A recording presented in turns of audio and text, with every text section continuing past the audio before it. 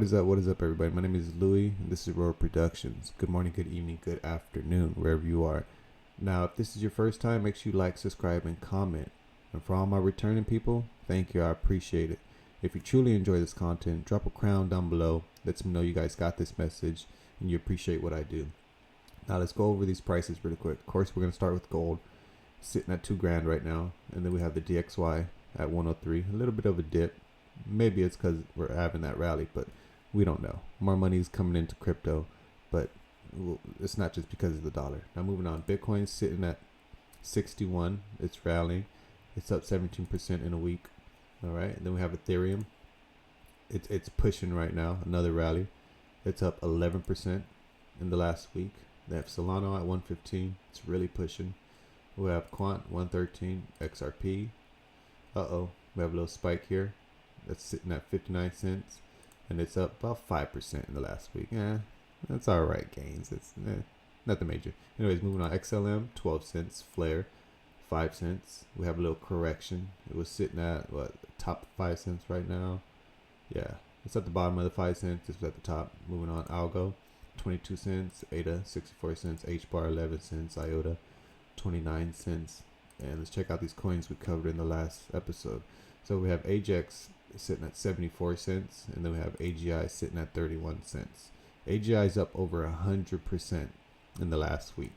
Yes, over 100%. So if you guys are watching this video about a week ago, you guys learned about this and you're up. So moving on. So a lot of this price action has been happening because of the ETFs. So remember, when you're investing in an ETF, you're not investing in the crypto itself. So remember that if you're putting your coins into these different platforms and things like that, and these institutional markets, you're not investing in the crypto itself. Remember, not your keys, not your crypto, which means for my newcomers that if you do not own the crypto and it's not in a cold storage or a Ledger wallet or a Descent wallet, there's wallets out there where you can actually be the custodian of your own crypto. Not financial advice, but I would recommend that you make sure you hang on to your own cryptos. Now, your cryptos, I like that word. Anyways, moving on. It's at 60K right now, as we just seen. And like I said, it's up because of these rallies, and we're going to see why right now in this next article. But basically, Mike Novogratz says Bitcoin is in price discovery phase. Maybe really for the first time since it has been an asset, as now the bulk of the U.S. wealth has easy access. Hard to predict where we stop.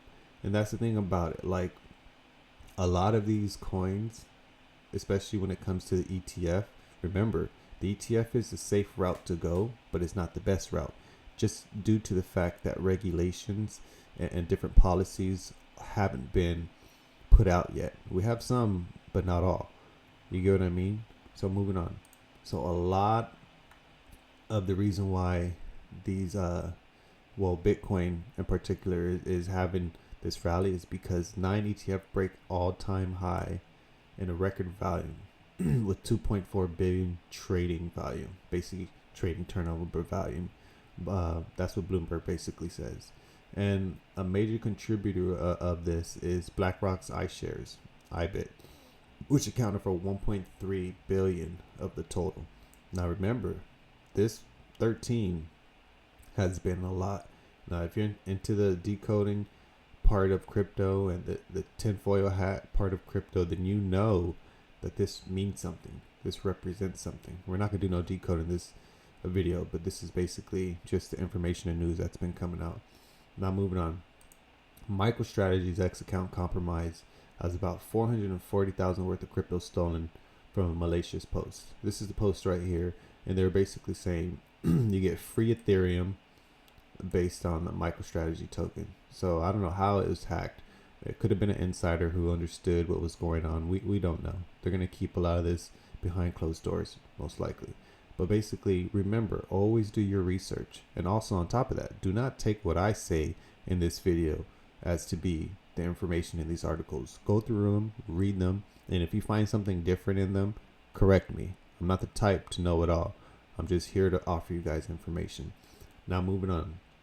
Okay, this is these next two articles, sorry, not last two, but these next two articles are I feel like are the most important, because it's having that awareness and knowing what the agenda is. Remember, you create the problem, you create the reaction, and then you create the solution. Okay, it's a three-pronged spell. I like to call it a spell because that's exactly what it is. If we don't tell you about it, then we get karma. But if we tell you about it, we negate that karma. It's just the way the universe works. Okay, so anyways, Texas Senator Ted Cruz launches new legislation to ban central digital currency (CBDCs), and you have to understand. First, they come out and say we don't want this, and then on the backhand, remember, all these people are working in cahoots together. Don't think there's no good players in this, especially when it comes from a political standpoint. It's all the same side of the coin. Okay, it's chess. It's 5D chess at its finest. So basically, he comes out and says he wants to ban it. Okay, remember, just put it in people's mind first, and then we adopt it. But basically, Republican Senator Ted Cruz continues to press for the U.S. government to ban CBDCs. So that's basically like the Fed now, ACH, and a lot of these organizations that are ABC groups and whatnot. So in March of 2023, Cruz argued that the creation of a CBDC would centralize people's financial data and leave their information vulnerable to attack. The senator said the U.S. government could also use this digital dollar as a surveillance tool to directly look into private transactions of Americans. Much of the same sentiment was echoed in the most recent press letter. So basically, what's going on with CBDCs, if you guys don't know what they are, it's a digital dollar and everything's tracked on it. So if you buy flowers, they know how long those flowers are going to last before you have to buy more. If you buy milk, and this is a good and bad things, because it helps with like how we slaughter animals and how we make all this extra food and different things, and they don't get used, they expire on the shelf. So it's one of those things where it could help, but it could also hurt. It's just like a gun, and I feel like that's what crypto is. It's based on the person. Remember, guns and things of that nature are not bad. It's the people who use them which make them bad. Okay, I'm done with my rant. Let's move on. So this is another thing that's close to what, Senator Cruz is doing. Okay, so basically, this is Europe. Okay, and they're already probably ahead of the game when it comes to a lot of this legislation and far-reaching type of things. So basically, when you have a smart contract, most of them are immutable. That means you can't go back on them. So say you have a house and you want to sell this house to a certain person in the industry, and this person actually has bad data, like we were just going through it, bad data on their transactions. Say, they're a drug dealer or something like that. Now, in Europe, they can automatically kill switch it and switch off that immutable contract. So say your house is on a smart contract or NFT, which I'm pretty sure the future would be like, everything would be tokenized. But basically, they'll be able to see the data points. Remember, they're going to be using AI for this. It's not like someone's watching all the transaction. AI is basically going to be implemented into all these systems where they can see all the transactions, and it'll give you, not like, how we have credit scores now, but it'll give you like a digital global ID score where it's like, this person's good, we trust them and whatnot. So basically, they're stating that this is for data purposes, and it helps. Sorry, that's my cat. She's acting up. She always does this. But anyways, this is to help protect people's data. But actually, it's not. Remember, they always come as a friend.